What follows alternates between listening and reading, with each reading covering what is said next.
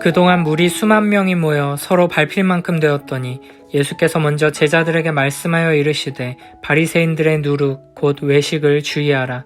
감추인 것이 드러나지 않을 것이 없고 숨긴 것이 알려지지 않을 것이 없나니 이러므로 너희가 어두운 데서 말한 모든 것이 광명한 데서 들리고 너희가 골방에서 귀에 대고 말한 것이 지붕위에서 전파되리라.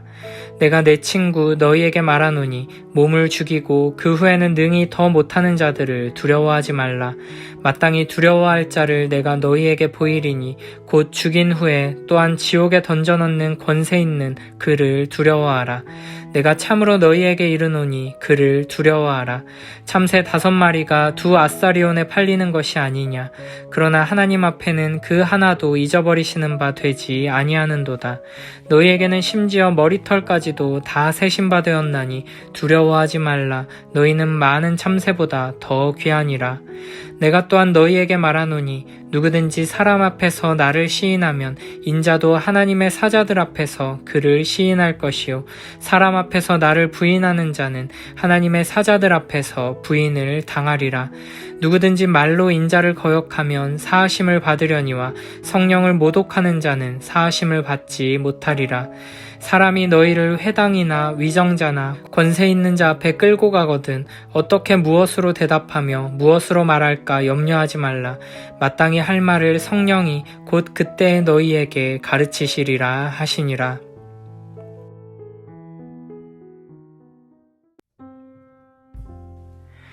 예수님께서 바리새인과 율법교사를 향해 말씀하시는 동안 무리 수만 명이 모여 서로 밟힐 만큼 되었습니다.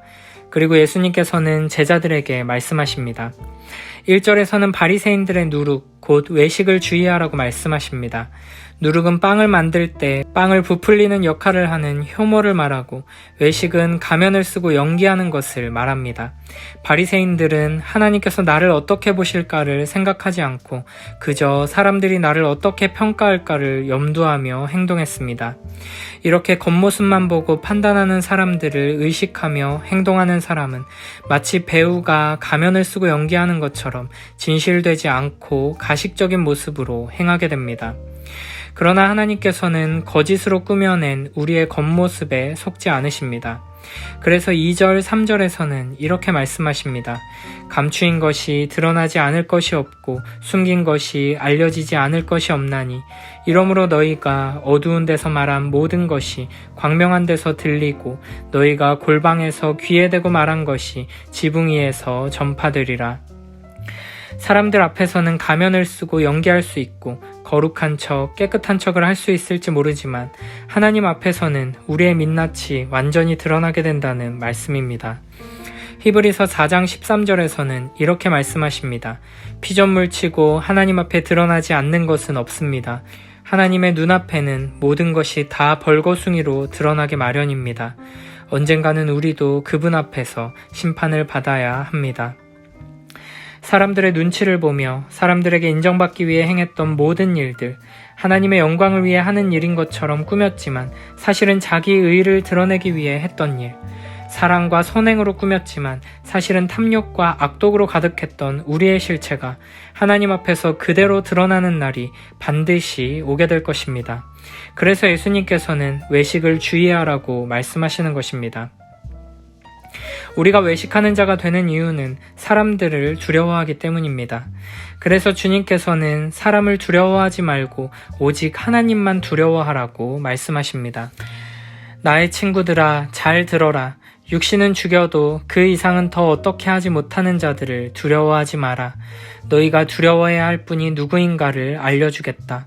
그분은 육신을 죽인 뒤에 지옥에 떨어뜨릴 권한까지 가지신 하나님이다. 그렇다. 이분이야말로 참으로 두려워해야 할 분이다. 참새 5마리가 단돈 2푼에 팔리지 않느냐. 그런데 그런 참새 1마리까지도 하나님께서는 잊지 않고 계신다. 더구나 하나님께서는 너희의 머리카락까지도 낱낱이 다 세워두셨다. 그러므로 두려워하지 마라. 너희는 그 흔한 참새보다 훨씬 더 귀하지 않느냐. 전도서에서는 하나님을 경외하는 것이 모든 사람의 본분이라고 말씀하시고 잠언에서는 여호와를 경외하는 것이 지식의 근본이라고 말씀하셨습니다. 하나님께서는 인간의 몸과 영혼을 영원히 지옥에 던질 권세를 가지신 분이십니다. 모든 것을 판단하고 심판하시는 분이십니다. 그런 하나님께서 우리의 머리털 하나까지도 다 세고 계신다는 것입니다. 만약 하나님께서 단순히 무한한 능력으로 우리의 모든 것을 감시하시는 심판의 하나님이라면 우리는 하나님을 미워하며 두려워하게 될 것입니다. 그러나 하나님께서는 그 무한하신 능력으로 우리를 귀하게 여기시며 우리의 머리털 하나까지도 지켜주시는 분이십니다. 그러므로 이런 하나님을 만난 이들은 하나님을 사랑하며 두려워하게 됩니다. 이것이 바로 하나님을 경외하는 것입니다. 8절 9절에서는 하나님의 아들에 대해 말씀하십니다. 누구든지 사람들 앞에서 인자를 시인하면 인자이신 예수님도 하나님의 천사들 앞에서 그 사람을 시인하실 것입니다. 반대로 사람들 앞에서 인자를 부인하는 자는 하나님의 천사들 앞에서 부인될 것입니다. 로마서 8장 34절에서 사도 바울은 이렇게 말합니다. 누가 정죄하리요 죽으실 뿐 아니라 다시 살아나신 이는 그리스도 예수시니 그는 하나님 우편에 계신 자요 우리를 위하여 간구하시는 자시니라. 사람을 두려워하여 예수님을 부정하는 사람들은 마지막 때 심판대 앞에서 영원한 멸망을 선고받게 될 것입니다. 그러나 사람이 아닌 예수 그리스도를 두려워하며 경외한 자는 예수 그리스도의 중보를 통해 영원한 하나님 나라의 축복을 누리게 될 것입니다. 아버지 하나님을 두려워하라, 예수 그리스도를 두려워하라는 메시지에 이어 성령 하나님을 두려워하라고 말씀하십니다. 10절에서는 누구든지 말로 인자를 거역하면 사하심을 받으려니와 성령을 모독하는 자는 사하심을 받지 못하리라고 말씀하십니다. 겉으로 드러나는 게 중요한 것이 아닙니다. 심지어 말로 예수님을 거역하는 것조차도 용서받을 수 있습니다. 그러나 문제는 겉으로는 주님을 찬양하며 순종하는 것처럼 보이지만 영혼 안에서 성령을 모독하는 자들입니다. 이런 사람들은 결코 용서받을 수 없습니다. 성령을 모독한다는 것은 우리 안에서 죄를 깨닫게 하시고 예수 그리스도를 믿고 의지하게 하시는 성령의 역사를 지속적으로 거부하고 거스르는 것을 말합니다. 본문에 등장하는 바리새인과 서기관들이 이런 모습을 보여주고 있습니다. 그들은 예수님께서 성령의 권능으로 병든 자를 고치시고 귀신을 내쫓으셨을 때 그 능력을 부정하고 귀신의 힘을 빌린 일이라고 비난했습니다. 이런 식으로 진리를 계속해서 거절하는 자들은 결코 용서받지 못하고 결국에는 영원한 심판을 받게 될 것입니다. 그러므로 우리는 성령 하나님께서 우리 안에서 죄를 깨닫게 하시고 말씀을 듣게 하실 때 겸손한 마음으로 귀 기울여 듣고 회개하고 믿고 순종함으로 성령을 모독하는 죄를 짓지 않도록 해야 할 것입니다. 오늘 본문에서 예수님께서는 제자들을 향해 외식에 빠지지 않게 주의하라고 말씀하셨고 사람을 두려워하지 말고 오직 하나님만 두려워하라고 말씀하셨습니다.